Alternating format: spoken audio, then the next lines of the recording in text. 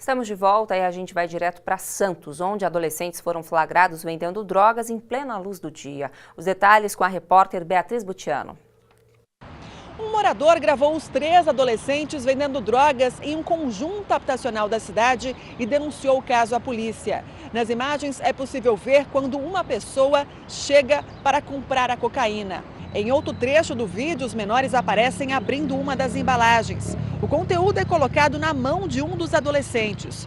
Tudo acontece durante o dia em uma área bastante movimentada. A gravação mostra também o local onde eles escondiam os entorpecentes no próprio conjunto habitacional. Com os menores, os policiais encontraram dinheiro e 46 papelotes da droga. Eles estão agora à disposição da Vara da Infância e da Juventude. Voltamos ao estúdio da Record News. Obrigada, Beatriz. E de Santos a gente segue até Bauru para conversar com o repórter Lucas Carvalho, que tem informações sobre um assalto flagrado por câmeras de monitoramento. Olá, Lucas, como foi esse crime? Oi, Sônia. Uma mulher foi rendida na porta de casa quando saía para trabalhar aqui em Bauru. O bandido usava um capuz e fazia menção de estar armado. Apesar dos riscos, a vítima reagiu ao assalto. Ela entrou num confronto direto com esse ladrão. O homem fugiu sem levar o carro e até agora ele não foi localizado. Ainda bem que esse caso não terminou em tragédia, mas apesar disso, Sônia, a recomendação da Polícia Militar é sempre a mesma. A vítima não deve reagir à ação dos criminosos. De Bauru, Lucas Carvalho, para o Record News Paulista. Obrigada pelas informações, Lucas. E em Ribeirão Preto, um mecânico pode ter passado 4 meses preso por engano. A vítima do roubo declarou que não tem mais certeza se era ele o ladrão. Agora, em liberdade, o homem tenta provar a inocência. Na porta do centro de detenção provisória, uma família inteira ansiosa. Hoje, o meu choro é de felicidade. Faltavam poucos minutos para o fim de uma angústia que já durava 4 meses. Não tem nem palavras, nem palavras. Era começo da tarde quando o mecânico Luiz Paulo Storck, de 24 anos, deixou o presídio. Agora é só alegria. Só alegria ficar junto com a família agora, né? Graças a Deus. Vai lá. Luiz Paulo foi trazido para a cadeia no dia 7 de janeiro, acusado de roubar um mototaxista em uma rodovia. Ele foi preso minutos depois do assalto e reconhecido pela vítima. Só que um mês depois, o próprio mototaxista procurou a delegacia para dizer que não tinha mais certeza de que Luiz Paulo era mesmo o assaltante. O advogado procurou a justiça. Começava ali a luta para tirar Luiz Paulo da cadeia. Foram 4 pedidos de habeas corpus para conseguir a liberdade do mecânico. Nunca tinha feito nada de errado, sempre trabalhei, nunca fui preso. Acontece daí, dá uma baqueada, né? O advogado diz que o mecânico continua respondendo pelo crime, só que em liberdade. Mas ele vai lutar para que Luiz Paulo seja absolvido. E diz que a prisão só aconteceu por causa de um engano da vítima. Quem cometeu o crime estava com um tipo de moto, ele foi preso com outro tipo de moto. Quem cometeu o crime estava de calça comprida, ele estava de bermuda. No momento que ele cometeu o crime, teoricamente, a pessoa que cometeu o crime, no mesmo horário ele estava num evento em bebedouro de moto. Ora, uma pessoa não tem como estar em 2 lugares ao mesmo tempo. Luiz Paulo só quer esquecer o que passou e retomar a vida ao lado da noiva, que agora vai virar esposa. Eu sempre acreditei nele e ele jamais faria uma coisa dessa. E para conversar mais sobre esse assunto, a gente recebe aqui no estúdio a advogada Josimara Veiga Ruiz. Seja bem-vinda. Obrigada. Josimara faz parte da Comissão de Direitos Humanos da OAB de Araraquara e, como você sabe, você pode participar aqui da nossa entrevista. É só enviar sua mensagem para o nosso WhatsApp, o número já está aí na sua tela. Josimara, onde está a falha? Por que esse tipo de situação ainda acontece e é recorrente no Brasil? Nesse caso, pelo que eu vi aí na reportagem, cada caso é um caso, cheio de detalhes e nuances, mas parece que a palavra da vítima foi a principal prova para levar esse indivíduo à prisão.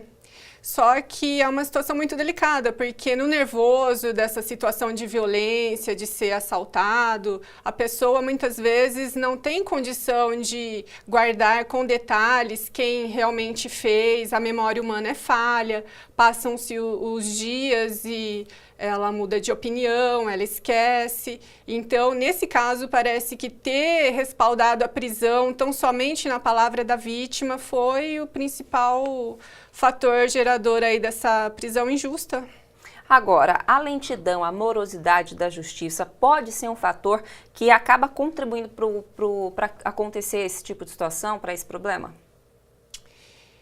Eu acredito que o clamor da sociedade por justiça, porque tem tanta violência acontecendo ultimamente, faz com que as pessoas anseiem por prender, como se prender tão somente fosse a resolução dos problemas. Mas é necessário muita cautela para realizar a prisão de um indivíduo para que erros como esse não aconteçam, porque você ser mantido em cárcere sem dever é uma situação muito extrema, de muita injustiça.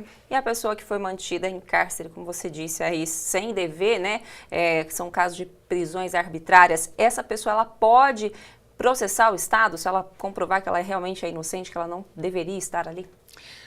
Pelo que eu vi na reportagem, agora esse rapaz vai responder um processo criminal, vai ter a oportunidade de provar a sua inocência ou não. E sendo o caso de provar a inocência, ele tem sim essa possibilidade de procurar ser ressarcido por esse tempo aí, pelos danos, né, dessa prisão injusta. Certo, Josimar. Agora a gente vai até a nossa redação conversar com o Jonathan Mazzini, que traz mais informações interessantes sobre esse assunto. Oi, Jonathan. Oi, Sônia. O que nós descobrimos, na verdade, é que ainda falta muita informação sobre esse assunto. A maior parte delas vem da ONG o Instituto Sou da Paz, que há 15 anos trabalha para reduzir os índices de violência e criminalidade no Brasil. Eles usam o exemplo da cidade do Rio de Janeiro, em que no ano de 2013 a média de um preso, do custo de um preso chegava a R$ 1.700 por mês. E considerando as prisões provisórias, quando uma pessoa fica detida à espera de julgamento, esse custo pode chegar a R$ 45 milhões por ano. O site deles é bastante didático, traz bastante informações e um caso de um deficiente visual flagrado com 16 gramas de entorpecentes. Ele ficou preso por 1 ano e 4 meses até o caso ser julgado e o juiz considerar a prisão abusiva. A detenção custou cerca de R$ 28 mil aos cofres públicos. Ainda não há dados desse sentido, desse tipo aqui no estado de São Paulo, mas a ONG já fez uma parceria com a Defensoria Pública Paulista e a expectativa é que essas informações sejam divulgadas ainda este ano. Sônia. Obrigada, Jonathan. E a gente viu aí que a demora realmente, a lentidão para julgar esses processos acaba prejudicando quem está preso, né? O que poderia ser feito para melhorar isso, Josimara? Muito critério quando for mandar prender, decretar a prisão de um cidadão, porque por isso que existe o devido processo legal, a presunção de inocência, por isso que todo indivíduo deve sim ser considerado inocente até que se prove o contrário, até que todo o processo judicial ocorra, com a oportunidade da pessoa colocar os seus argumentos, se defender. E depois disso, depois de ouvir as duas partes, quem acusa e também quem defende, o juiz chegar ali a um equilíbrio de encontrar a decisão mais justa. Esse é o caminho correto, é o caminho que a lei coloca, mas nem sempre é assim, nem sempre a prisão. Muitas vezes, aliás, o maior número de prisões que a gente tem no Brasil são prisões provisórias, segundo, eu posso estar equivocada, mas parece que é isso mesmo. Até tomou uma proporção grande na mídia, é isso recentemente, isso, né? Então. Agora, as pessoas anseiam por justiça como se a prisão fosse a justiça, mas, na verdade, a justiça é depois que ocorre o processo judicial, que tudo é colhido, todas as provas, todas as partes ouvidas, para evitar esse tipo de situação. Mas o processo não é rápido, é realmente moroso, porque são muitas etapas a cumprir. E então nisso fica com essa sensação de injustiça. Será que porque está solto, está sendo a justiça não está sendo feita, mas às vezes a justiça está sendo feita até que se chegue a uma sentença, a uma decisão, um veredito, se é culpado ou inocente, e que passe então poder aplicar a lei de uma maneira correta. Bom, a gente vai para a redação novamente falar com o Jonathan, que agora traz participação de telespectador. Jonathan. Sônia, a gente tem vários registros aqui chegando no nosso WhatsApp. Registrar a participação da Aniele Moreira, que fala de Rio Verde, em Goiás. Agora eu quero citar um caso bem interessante que chega de Maceió. Só vou tentar encontrá-lo agora aqui. A pessoa diz o seguinte, que ela foi presa, acusada de ter participação numa chacina, só que aí as investigações prosseguiram, enfim, até ela ser julgada, descobriu-se que ela não tinha participação nenhuma, ela foi absolvida, e ela quer saber então, a gente até já fez essa pergunta para a nossa entrevistada, se ela pode processar o Estado nessa situação. Pode, né, doutora?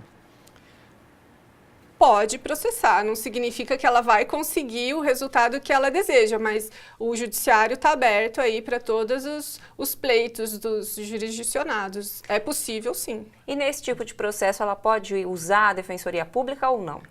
Se ela for uma pessoa hipossuficiente, que não tem condições de arcar com a própria defesa, e com o próprio pleito, ela pode sim procurar a Defensoria Pública, que está organizada para isso. Muito obrigada, doutora Josimara Vera Ruiz, ela que é da Comissão de Direitos Humanos da OAB de Araraquara. Muito obrigada pela participação. À disposição. E no próximo bloco nós vamos falar sobre a greve dos servidores públicos de Cubatão, que deixa milhares de crianças sem aula. Os detalhes já já, não saia daí.